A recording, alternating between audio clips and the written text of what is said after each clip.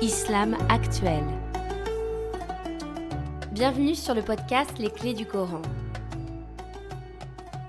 Clés pour comprendre sourate Al-Fatiha. Une sourate qui introduit au Coran. Tout livre a une introduction. Et l'introduction du Coran, c'est la sourate Al-Fatiha. Cette sourate est la clé qui ouvre le Coran.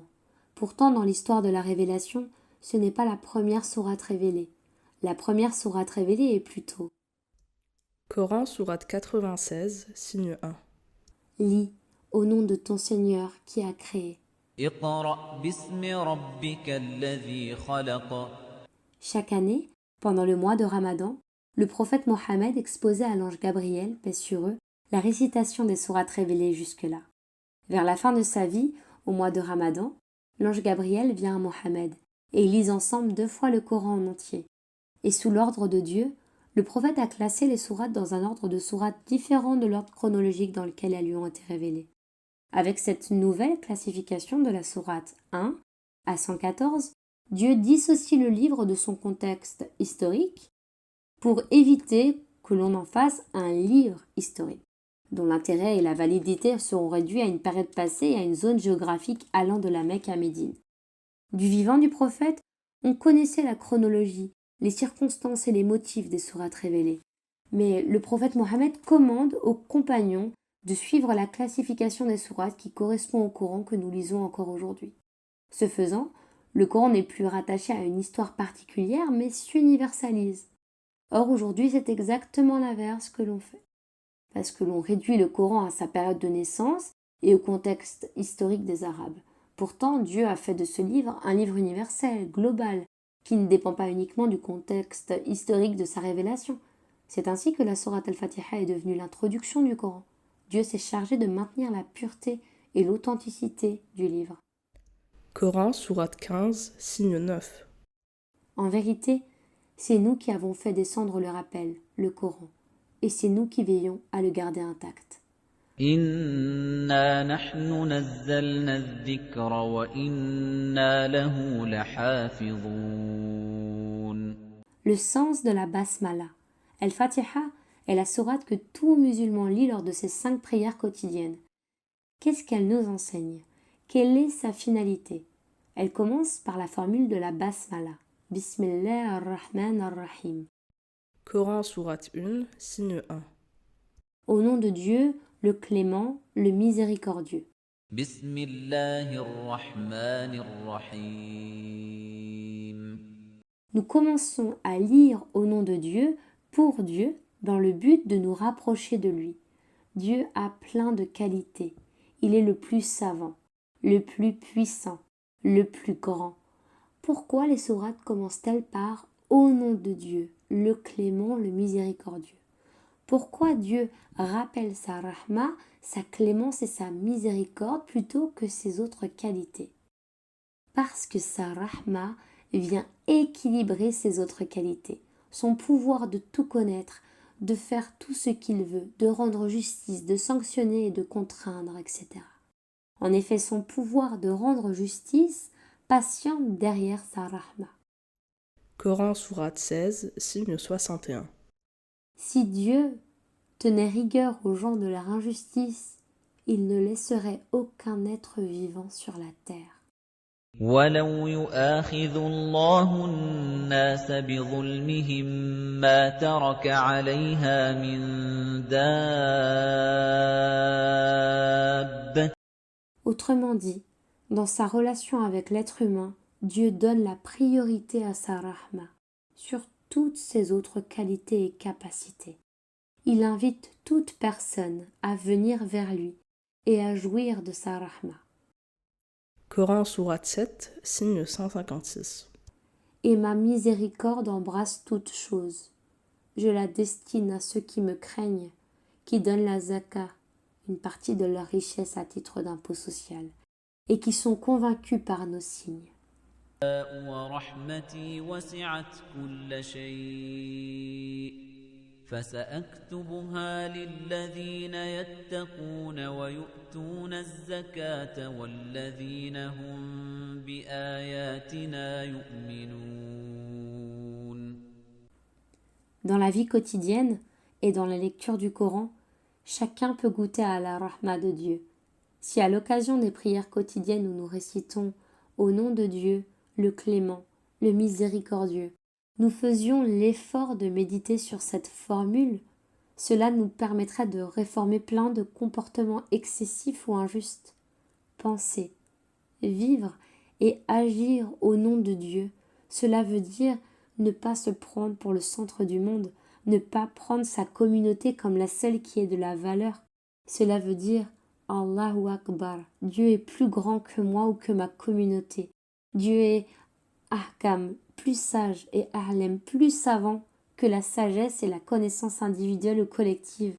Cela veut dire que l'individualisme, le communautarisme et le nationalisme possèdent une part de la connaissance et de la sagesse, mais qu'ils sont insuffisants, qu'ils ont leur propre aveuglement et excès. Cela veut dire que Dieu est la référence première que nous devons suivre pour réduire nos aveuglements, nos excès et nos injustices. Ce n'est ni telle communauté, ni telle nation, ni l'homme en général, ni tel individu qui gouverne l'univers, mais Dieu, le clément. Si une personne ordinaire répète à chaque prière quotidienne « Au nom de Dieu » et médite dessus, elle y découvrira un signe, une vérité qui inspirera sa façon de voir le monde, de penser, de ressentir, d'agir et de vivre. C'est Dieu seul qui mérite d'être adoré et servi. C'est lui qui sait mieux que quiconque et qui peut nuire à la vie, ce qui est bon pour l'être humain et donc ce qui doit être permis ou interdit. La plupart des gens sont sensibles aux slogans et aux formules synthétiques qui résument en quelques mots l'essentiel de ce qu'on veut leur dire. Plus qu'aux discours complexes, la basmala, la formule Bismillah ar-Rahman ar-Rahim, résume bien une vérité essentielle pour éclairer la vie de l'être humain. La basmala est à l'image d'un slogan qui, à force d'être répété et médité, encourage l'être humain à s'éloigner de l'injustice et du conformisme aveugle, à s'éloigner des comportements qui consistent à humilier les autres ou à leur être indifférent. Elle lui rappelle qu'il a besoin de lire et de réfléchir sur les signes de Dieu dans le Coran et dans l'univers pour bien orienter sa vie quotidienne. Elle lui résume le Coran dans son ensemble. Toute chose ou affaire sérieuse qui ne commence pas par Bismillah est amputée. Une chose ou une affaire est comme amputée lorsqu'elle est déconnectée de la référence à Dieu. Par conséquent, nous perdons non seulement la baraka ou la bénédiction de Dieu, mais aussi la connaissance du monde et la sagesse dont nous avons besoin pour éclairer nos affaires quotidiennes. Lorsqu'en 1986, les Américains ont lancé une navette spatiale, ils l'ont appelée Challenger, la navette qui met au défi la loi de la gravité, les Russes et le monde entier. Tout se passait comme si l'Amérique était en train de dire au monde entier « Je lance cette navette spatiale grâce à mon intelligence et ma puissance, et je vous mets au défi d'en faire autant. » À ce moment-là, l'Amérique a oublié que Dieu n'a transmis à l'être humain qu'une connaissance limitée du monde. Coran, sourate 17, signe 85. Et on ne vous a donné que peu de connaissances. ربي وما أوتيتم من العلم إلا قليلا. Elle a oublié de dire Bismillah. Notre civilisation a besoin de dire Bismillah, Allahu Akbar et Allahu A'lam. Au nom de Dieu, Dieu est le plus grand et Dieu est le plus savant. En disant Bismillah, nous nous donnons les moyens d'évaluer notre pensée, notre action et notre vie à la lumière de la sagesse du Coran. Lorsque les prophètes David et Salomon, paix sur eux, ont reçu de Dieu la connaissance du monde et le pouvoir d'agir, ils ne se sont pas enorgueillis face aux hommes. Bien au contraire, ils ont été reconnaissants. Coran, sourate 27, signe 15 à 17. Nous avons effectivement donné à David et à Salomon une part de notre science, et ils ont dit « Louange à Dieu, qui nous a favorisés par rapport à beaucoup de ses fidèles serviteurs. » Et quand Salomon a hérité de David, il a dit « Ô vous les gens, nous avons été initiés au langage des oiseaux, sans compter tous les autres bienfaits qui nous ont été donnés. C'est là vraiment une faveur éclatante. Les armées de Salomon, composées de djinns, d'hommes et d'oiseaux, ont été rassemblées et placées en rang devant lui. » وَلَقَدْ آتَيْنَا دَاوُودَ وَسُلَيْمَانَ عِلْمًا وَقَالَ الْحَمْدُ لِلَّهِ الَّذِي فَضَّلَنَا عَلَى كَثِيرٍ مِّنْ عِبَادِهِ الْمُؤْمِنِينَ وَوَرِثَ سُلَيْمَانُ دَاوُودَ وَقَالَ يَا أَيُّهَا النَّاسُ عُلِّمْنَا مَنطِقَ الطَّيْرِ وَأُوتِينَا مِن كُلِّ شَيْءٍ إِنَّ هَٰذَا لَهُوَ الْفَضْلُ الْمُبِينُ وَحُشِرَ لِسُلَيْمَانَ جُنُودُهُ مِنَ الْجِنِّ وَالْإِنسِ وَالطَّيْرِ فَهُمْ يُوزَعُونَ. Plus encore, Salomon a utilisé son pouvoir et sa connaissance du monde pour faire le bien et réduire le mal. Par exemple, lorsqu'il dirige ses troupes armées, il croise sur son chemin des fourmis qui s'alarment du danger de se faire écraser. Coran, sourate 27, signe 18.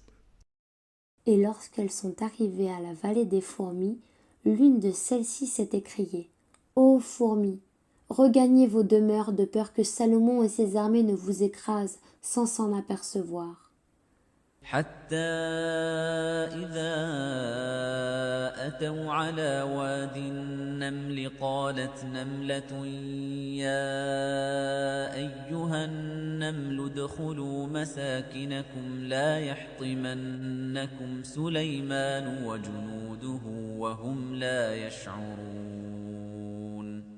En effet, pour n'importe quel chef politique et militaire qui a entre ses mains un pouvoir extraordinaire, écraser les fourmis ou écraser les êtres les plus vulnérables n'est qu'un détail de l'histoire.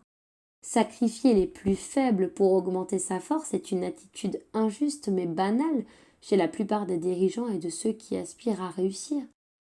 Mais ce qui guide Salomon, ce n'est pas la conscience de sa force, mais le désir de plaire à Dieu, de le remercier pour la force et les bienfaits qu'il lui a donnés. C'est le désir d'agir selon la sagesse que Dieu lui a enseignée. Coran, sourate 27, signe 19. Il a souri, amusé par ses propos, et a dit « Permets-moi, Seigneur, de te remercier pour les bienfaits dont tu nous as comblés, mon père, ma mère et moi-même. Et permets-moi de faire une bonne action que tu acceptes, et par ta miséricorde, fais-moi parmi tes serviteurs vertueux. » فتبسم ضاحكا من قولها وقال رب أوزعني أن أشكر نعمتك التي أنعمت علي وعلى والدي وأن أعمل صالحا. Lorsque Salomon adresse une lettre à la reine de Saba, il ne met pas en avant sa puissance et sa connaissance individuelle. Il s'adresse à elle.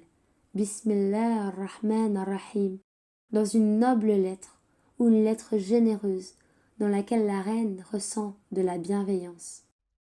Coran, sourate 27, signes 29 et 30. La reine a dit « Ô notable, une noble lettre m'a été expédiée. Elle vient de Salomon, et elle est au nom de Dieu, le clément, le miséricordieux. » قالت يا أيها الملأ إني ألقي إلي كتاب كريم إنه من سليمان وإنه بسم الله الرحمن الرحيم. Tu aimes ce qu'on fait ? Like, partage, abonne-toi et soutiens-nous sur islamactuel.org/don. DON. On te propose des projets inédits pour faire parler le Coran sur les questions de la vie réelle, des questions qui te concernent. islamactuel.org/don. DON. Merci, on reprend l'épisode. Malheureusement, les musulmans répètent Bismillah ar-Rahman ar-Rahim, mais ce ne sont plus que des mots qui ont perdu leur sens, qui n'interpellent plus leur cœur et leur esprit. La majorité des hommes sont partagés entre ceux qui vivent, pensent et agissent au nom d'un autre que Dieu et ceux qui disent vivre au nom de Dieu mais qui ne savent pas ce qu'ils disent. Or, ce sont de vraies clés de compréhension du monde qui permettent à l'être humain de s'améliorer et de bien s'orienter dans la vie. Chacun peut faire son examen de conscience et distinguer les intentions, les idées, les actions et les projets qu'il porte au nom de Dieu, de ceux qu'il porte au nom d'autres choses. Dieu a donné à l'être humain, el-MNA, le dépôt de la liberté de choisir d'agir, Bismillah ar-Rahman ar-Rahim, ou d'agir pour tout autre but, au nom d'un savoir ou d'un pouvoir individuel ou communautaire. La nature n'a pas ce dépôt, ce pouvoir de choisir entre le bien et le mal. Elle est dévouée à la volonté de Dieu qui la met à la disposition de l'être humain. Lorsque nous approchons le monde et la nature avec Bismillah ar-Rahman ar-Rahim, la terre nous répond et se met à notre disposition. De même que lorsque nous voulons ouvrir notre téléphone, nous utilisons un mot de passe pour entrer en dialogue avec la nature et pour pouvoir profiter de ses bienfaits.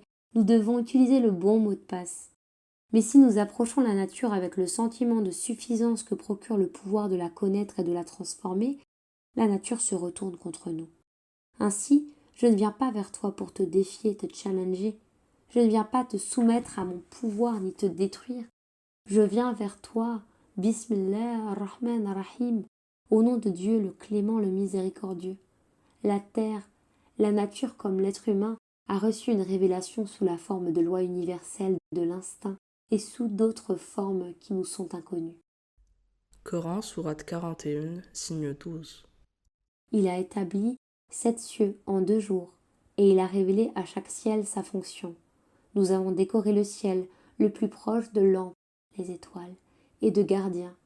Tel est l'ordre établi par le puissant, celui qui sait. فقضاهن 7 سماوات في يومين وأوحى في كل سماء أمرها وزينا السماء الدنيا بمصابيح وحفظا ذلك تقدير العزيز العليم. C'est cette révélation qui pousse par exemple les abeilles à construire leurs ruches ici ou là. Coran, sourate 16, signe 68. Ton Seigneur a révélé à l'abeille, prends ta demeure dans les montagnes, dans les arbres, dans ce que les hommes aménagent. La terre est vivante. وأوحى ربك إلى النحل أن اتخذي من الجبال بيوتا ومن الشجر ومما يعرشون. C'est une création de Dieu en contact avec Dieu. Coran, sourate 99, signes 1 à 8. Lorsque la terre tremblera, lorsque mettant à nu ses entrailles, elle se videra, qu'a-t-elle donc? Étonné, l'homme s'interrogera. Ce jour-là, racontant son histoire, la terre dira ce que son Seigneur lui révélera. Et ce jour-là, les hommes sortiront de leur tombe séparément pour être confrontés à ce qu'ils faisaient quotidiennement. Quiconque aura alors fait le point d'un atome de bien le verra, et quiconque aura commis le point d'un atome de mal le verra. إذا زلزلت الأرض زلزالها وأخرجت الأرض أثقالها وقال الإنسان ما لها يومئذ تحدث أخبارها بأن ربك أوحى لها يومئذ يصدر الناس أشتاتا ليروا أعمالهم فمن يعمل مثقال ذرة خيرا يره ومن يعمل مثقال ذرة شرا يره. De même que Dieu a révélé et a inspiré à la nature la bonne façon de fonctionner dans l'écosystème de la vie, il a révélé à l'être humain la bonne façon d'agir envers les autres, lui a inspiré la connaissance et la capacité de bien et de mal. Coran, sourate 91, signes 7 et 8. Par l'âme est celui qui l'a façonné harmonieusement et qui lui a inspiré son immoralité et sa piété. وَنَفْسٍ وَمَا سَوَّاهَا فَأَلْهَمَهَا فُجُورَهَا وَتَقْوَاهَا. La clé pour comprendre la terre et sa révélation, c'est Bismillah ar-Rahman ar-Rahim. Lorsque nous l'approchons au nom de Dieu et que nous cultivons une relation juste et durable avec elle, elle nous ouvre ses portes et nous fait profiter de ses bienfaits. En ce sens, le prophète Mohammed, paix sur lui, n'était pas dans une relation de domination avec la terre, mais dans une relation d'amour. Uhud est une montagne qui nous aime et que nous aimons. Cette relation de tendresse entre l'homme et la terre fait qu'en retour celle-ci lui donne le meilleur de ses fruits. Mais si nous l'approchons en répétant une formule Bismillah ar-Rahman ar-Rahim que nous ne comprenons pas, en étant distraits, en négligeant les signes qu'elle nous envoie, à l'image d'une personne qui, sans s'en rendre compte, utilise la mauvaise clé pour ouvrir sa porte, alors la terre ne s'ouvre pas et ne donne pas l'accès à ses bienfaits. Coran, sourate 7, signe 96. Si les habitants des cités avaient adhéré à Dieu et avaient été pieux, nous leur aurions certainement accordé des bénédictions du ciel et de la terre. Mais ils ont crié au mensonge. Nous les avons donc sanctionnés à cause de leurs actions. ولو أن أهل القرى آمنوا واتقوا لفتحنا عليهم بركات من السماء والأرض ولكن كذبوا فأخذناهم بما كانوا يكسبون. Si les êtres humains utilisaient la bonne clé Bismillah ar-Rahman ar-Rahim et s'ils s'efforçaient de vivre selon la justice, alors la terre leur offrirait en abondance al-baraka ou la bénédiction, al-khir, le bien, et al-tayyibat ou les bonnes choses qu'elle contient. Mais s'ils utilisent la mauvaise clé, s'ils sont dans une relation de défi et de domination, alors elle ne donnera pas tous ses bienfaits, ou alors elle donnera ses fruits de façon dégradée. Coran, sourate 7, signe 58. Dans le bon pays, la végétation pousse avec la permission de son Seigneur, tandis que dans le mauvais pays, la végétation ne sort qu'insuffisamment et difficilement. Nous explicitons ainsi les signes pour que les gens se montrent reconnaissants. والبلد الطيب يخرج نباته بإذن ربه والذي خبث لا يخرج إلا نكدا كذلك نصرف الآيات لقوم يشكرون. Les sciences de la nature, les industries et les technologies modernes cultivent une relation de domination avec la nature. Nous sommes entrés dans une relation de guerre homme-nature. Nous trouvons du plastique, du verre, des médicaments dans la mer. Nous avons rendu les vaches folles. Les poules sont maltraitées et enfermées dans des cages comme des prisonniers. Le climat est déréglé. Nous ne laissons plus les plantes, les animaux et les poissons se nourrir de ce dont ils ont besoin. Nous les forçons à changer leur régime alimentaire. Au bout d'un temps, cela affecte leur nature ainsi que leur fonctionnement, et cela entraîne la crise écologique que nous vivons aujourd'hui. Pourtant, les plantes, les animaux et les poissons, ce sont des créatures de Dieu. Dans la nature, les différentes espèces forment Des Ummam, pluriel de Umma, c'est-à-dire des communautés, à l'image de la communauté humaine. Coran, sourate 6, signe 38. Il n'est pas de bêtes sur la terre, pas d'oiseaux volants de leurs ailes qui ne forment, comme vous, des communautés. وما من دابة في الأرض ولا طائر يطير بجناحيه إلا أمثالكم. Nous devons apprendre à comprendre ces communautés et à interagir avec elles dans le respect.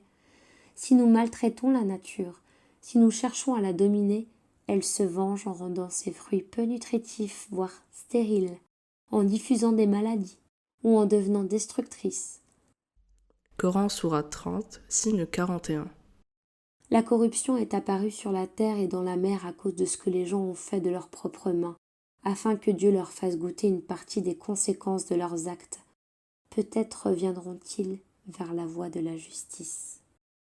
ظهر الفساد في البر والبحر بما كسبت أيدي الناس ليذيقهم بعض الذي عملوا لعلهم يرجعون.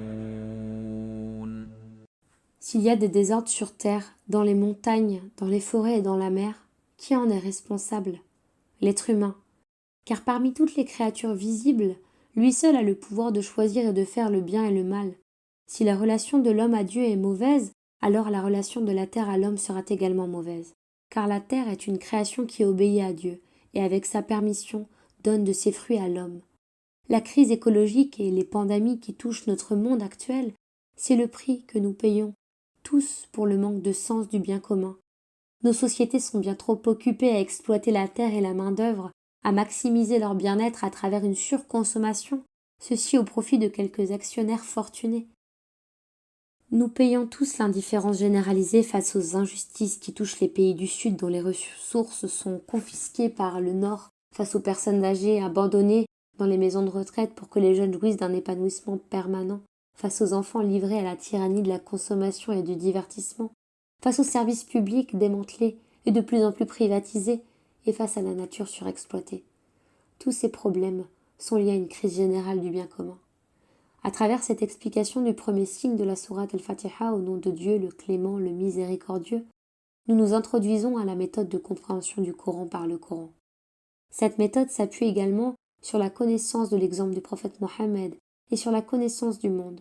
Ce n'est pas une méthode symbolique, ésotérique ou herméneutique qui expliquerait le Coran comme ceci par exemple. Le secret du Coran se trouve dans al-Fatiha et le secret de la sourate al-Fatiha se trouve dans la Basmala. Et le secret de la Basmala se trouve dans la lettre B.